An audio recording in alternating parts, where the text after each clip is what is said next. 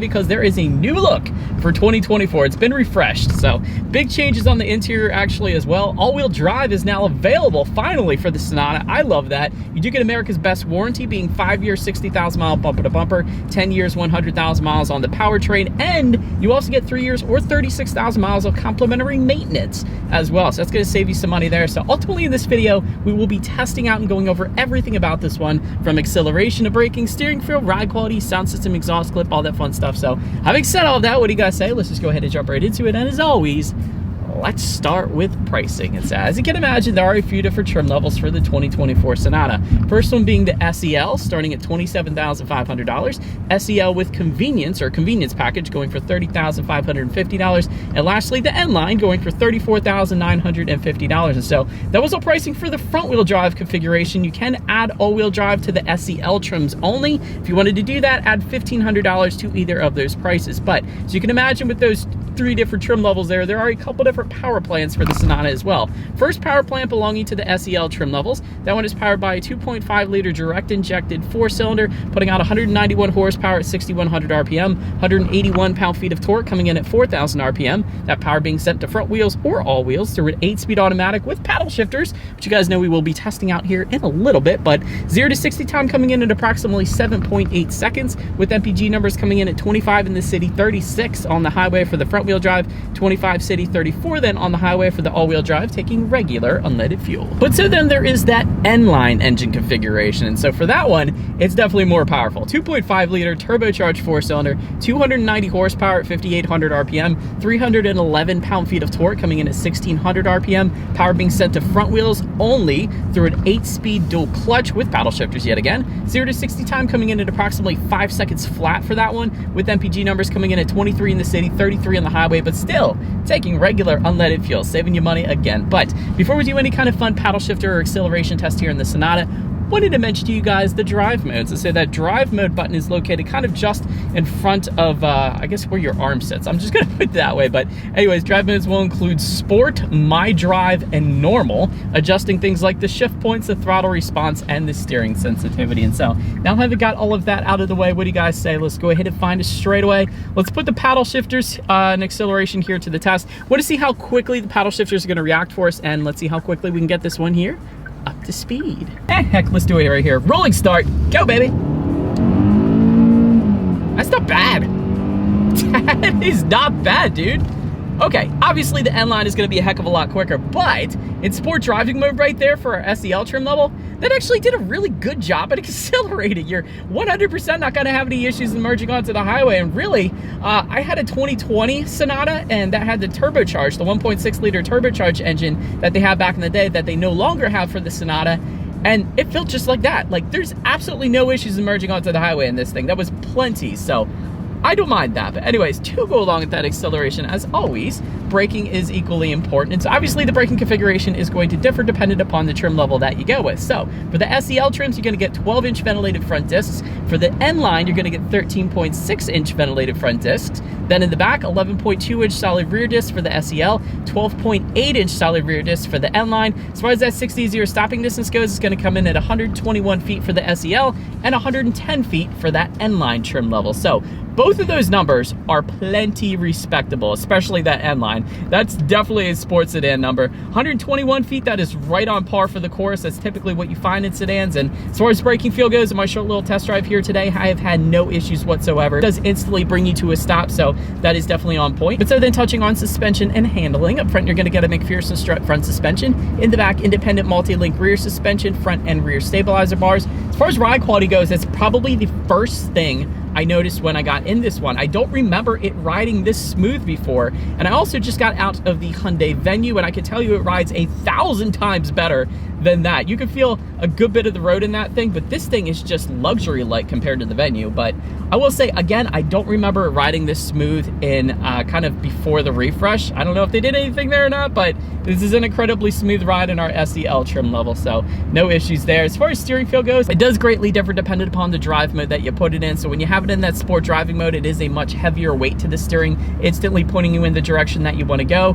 Having said that, if you wanted the heavier steering feel without the instant acceleration, acceleration, that's what the My Drive mode is for. So you can definitely configure it that way. That's actually what I did in my Sonata when I had it, because I did love that heavier steering feel, but I didn't necessarily want the acceleration all the time because, you know, you get better MPGs without that sport driving mode, obviously. So yeah, that's what I would personally put it in. I do love the steering feel in this thing. As far as cabin noise goes, it's luxury-like, if I'm being honest. So you do get an acoustic laminated front windshield, but you do also get acoustic laminated front door glass, which is something that, you know, even luxury manufacturers don't always give you. So it is a very luxurious, kind of serene cabin that we have here in the Sonata now. And by the way, that does come standard for all trim levels, even the SEL. So that is pretty darn cool. But anyways, then touching on rear visibility, I can see 100% perfectly fine out the back because of the shape of the Sonata. You're definitely not going to have any issues there. But that pretty much rounds out the performance segment of this review, guys. Let's now go find a cool spot in the snow and let's check out the exterior of our brand new 2024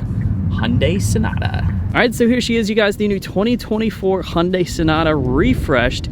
I think it looks good. Let me know what you guys think in the comments section below. But as always, let's go ahead and start with where this one is made. Taking a look at the VIN, first character is the letter K, indicating that the Hyundai Sonata is built and assembled in Korea, KDM. And by the way, the exterior color that we have on this one is called Ultimate Red, in case anybody was curious. But as always, let's go ahead and start up front. Again, completely refreshed front fascia for 2024. More aggressive front fascia with the N line, of course, because we have the SEL. It's going to be a little less aggressive, but my opinion is still staying good in my opinion, so I don't know. But LED headlights with LED daytime running lights do come standard, and of course they're completely different. If you guys remember, on the previous generation, it used to have like the headlights right here, and it used to be like a fade out LED daytime running light right there, which I thought was a pretty cool look. But now the headlights are down below here, just like basically the SUVs that they have. So a little bit different of a look. The LED daytime running lights, of course, are running across the top there, just underneath the Hyundai logo, found in the form of a light bar, more or less. So that's what that looks like now. You do get the automatic feature, of course. You also get automatic high beams, and to the corners there are a little bit of front air curtains helping direct air around the wheel and tire combination. I do like the silver accents found in the front there too, and all the little icicles found at the very bottom because it is a wind chill of 4 degrees. So yeah, it's pretty cold. But anyways, that pretty much rounds out the front of this one. Let's now go ahead and make our way to the side. All right, so now since we are around to the side of this one, chrome window surrounds do come standard. Chrome accents on the door handles are gone for 2024. They used to be in the previous generation, but a new added feature here is you do get a little bit of accenting found on the front fenders there. You guys can see that. So don't remember that being there in the previous generation, but that's kind of cool. N-line badging on the front fender though, if you were to go with that specific trim level. Taking a look in the mirrors, they are body colored power adjustable side mirrors. They will be gloss black though with the N-line, and then heated gloss black side skirts, of course, in typical Sonata fashion there. Then taking a look down at the wheel setup, 17-inch alloys for the SEL, 18-inch alloys for the SEL with convenience, and of course specific N-line wheels for the N-line. But that pretty much rounds out the side profile. Let's now go ahead and make our way to the back. All right, and someone else to see around to the back of this one. Lots of changes for 2024. Gloss black shark fin antenna all the way to the top, but then there is kind of this gloss black rear spoiler going from side to side. That didn't used to be that way. They used to be body colored, so didn't want to let you guys know that. LED taillights though, they do come standard, so you gotta love that. Again, in the form of a light bar to kind of tie in together with the front. But the interesting thing about this is all this design kind of in the background here, including the Hyundai logo, it's all kind of behind kind of like a sheet of plastic, if you guys can see that. So I kind of like that, because I have a feeling if you were to hand wash this one, that would be a lot easier to hand wash, because there's nothing really to get in the crevices for the Hyundai logo or anything. Maybe I'm looking too much into it, but anyways, you do get the Sonata lettering spelled out horizontally back there. I think that looks good as well. Just underneath of it all, you do get a little bit of a gloss black rear diffuser, but when it comes to the exhaust, there is a single exhaust outlet tucked away for the SEL. I wish they exposed that. It used to be exposed with satin chrome tips on the last generation. Now everyone's doing away with the exposed exhaust outlets, which do not look as good in my personal opinion. But anyways, N-line then is going to give you dual exhaust outlets, but nonetheless, I do believe you guys know what we have to do next here. As always, here is that exhaust clip.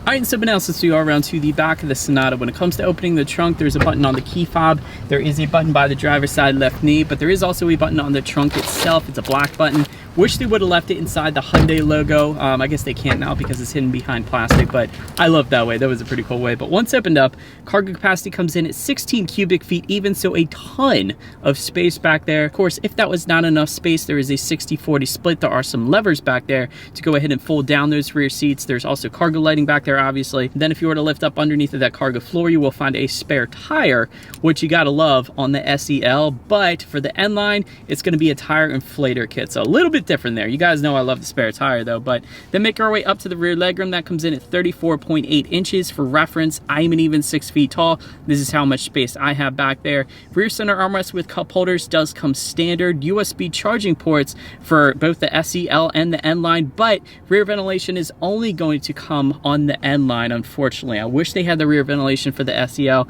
That was a big one for me. But anyways, then make our way up to the front seats. Cloth seating coming with the SEL.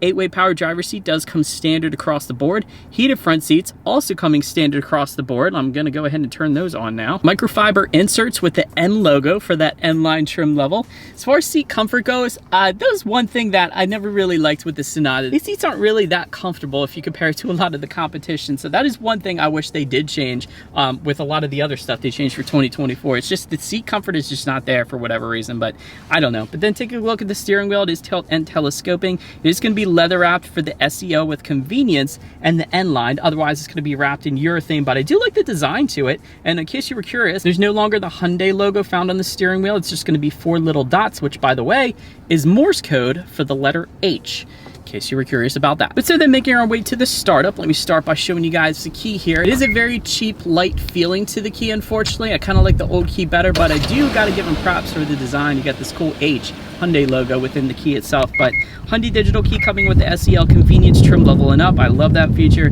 but it is all keyless entry with a push button start. So all I'm going to do here is simply put my foot on the brake and press that engine start button located just by the driver's right knee. And so, but then once started up, analog gauges will come on the SEL trim level. However, there is a 12.3-inch digital gauge cluster available with the SEL convenience with the N line, and that is what you guys are looking at right now, and it looks stinking cool. But anyways, speedometer is on your left, tachometer is on your right, and essentially everything else is going to be located in the middle of the screen there. Things like trip A, trip B, how many miles you have left until you hit empty. There's a bunch of stuff you can check out. Safety information, there's tire pressure information for each individual tire. The list goes on, outside temperature and so on. So anyways, then making our way to overall interior quality. A panoramic sunroof coming on the SEL convenience trim level and up. LED interior lighting, again for the SEL convenience. Auto dimming rear view mirror, SEL convenience trim level and up. Wireless phone charger, SEL convenience trim level and up.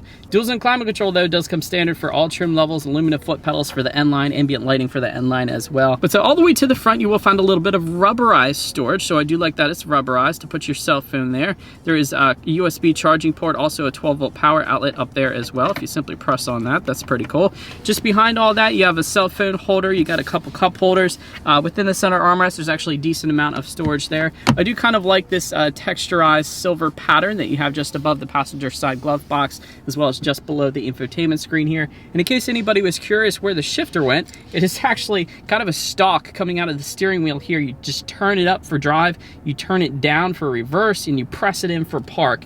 So that's how that's going to work. That's different than the previous generation as well. So anyways, interior quality is perfectly fine. I don't have any issues with it. So let's go ahead and move on now to the infotainment screen. 12.3-inch color touchscreen display will come standard for all trim levels across the board. And this is completely new, by the way, for 2024 without a doubt. Bluetooth and audio streaming coming standard, Android Auto, Apple CarPlay as well.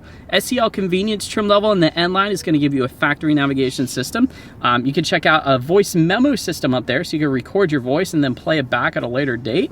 That's pretty stinking cool. And then there's all kinds of different settings you can play around with up there as well, of course. But you can, of course, also check out your radio information. And so when it comes to the sound systems, there are 2 of them. 6 speakers is going to come on the SEL trim, but then the N line is going to give you a 12-speaker Bose sound system. So having said that, we do have the 6 speakers with us here today. So let's go ahead and turn on the radio, see what we got playing today, and let's test out the clarity of this one. I know what it looks like. I know how it feels. It's hard to see. Dang, man, that bass was intense.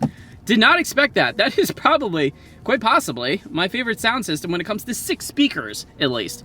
That is an incredible 6-speaker sound system. Like I said, clarity was really, really good.